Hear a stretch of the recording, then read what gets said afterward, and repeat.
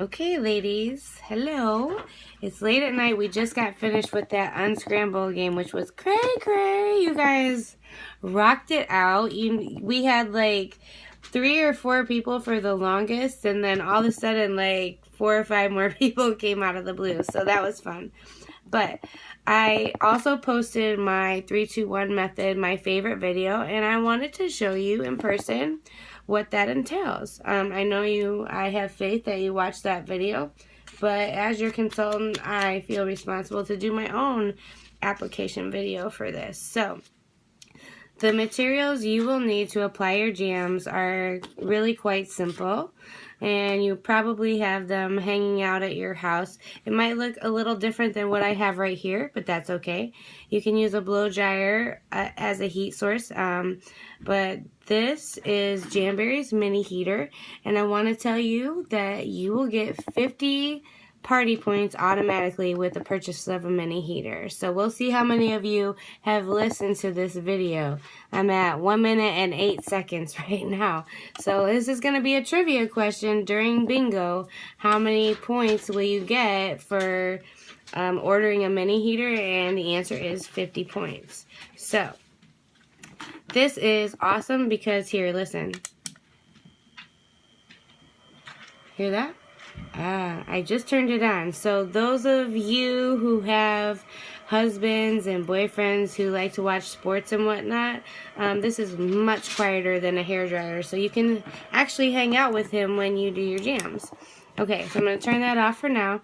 I just want to stress to you right now that the number one problem with the application process is nail prep. You cannot have any oils or any cuticle or skin touching the jams. So when you go to size your jams, it's better to have a little bit of your nail showing rather than the jam touching any cuticle or any skin, because it will lift. It will. So I've already picked out the jam that I want to use. I'm only going to do one finger. I'm going to try and keep this as short and sweet as possible. The first step is pushing back your cuticles. So in the application kit, you get this cute little purple cuticle pusher. And I kind of, I've already done it, but just as a, oops, sorry. I think we're still going. Yep. Okay. But I use the end of it to push back the cuticle. Sometimes I even you can get cuticle remover from Sally Hansen's, and I just get rid of the whole thing. Because you can have an invisible cuticle there that you're not even aware of, and if your jam touches that, it could easily lift. But the next thing you need to do is you need to use a buffer of some sort. And just go ahead and buff out your nail. And this ensures, it maybe roughs it up a little bit for the jam, and it ensures that all of the oils are off as well. And then you need an alcohol wipe. I get mine 10 for 10 at Kroger. Jamberry sells them as well. But a regular, normal alcohol wipe or even an acetone nail polish remover like she talked about in that video will work for you. Okay? So, there. It should be oh. Sorry.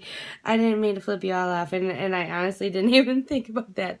That's funny. I know you laughed. Okay. So, I have a perfectly prepped nail, and now I've already sized. This is the jam I want. So, I go ahead and I'm going to turn my heater on now. Okay?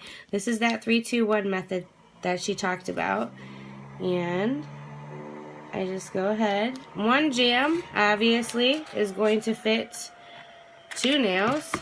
Okay, sorry. So I'm going to cut this jam in half, and like she said, I have pretty short nails. She said you don't want to touch it.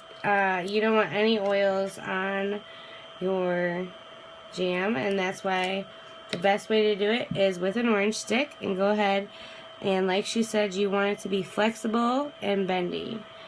Okay, So then I'm going to simply lay it flat on the nail. Okay, just like she said. And I'm going to go from the cuticle to the end of the nail. That's my 1. That's all I really care about right now. And I personally like to use my cuticle pusher. They show it in the official Jamberry application video. So again, I'm just going straight up the nail from the cuticle to the tip. And now I'm going to do my 2. I'm going to heat the one side. And she said that the jam wants to go back flat. So it's best to heat it up. And again, going from the middle, from the bottom to the top, basically, with your cuticle pusher.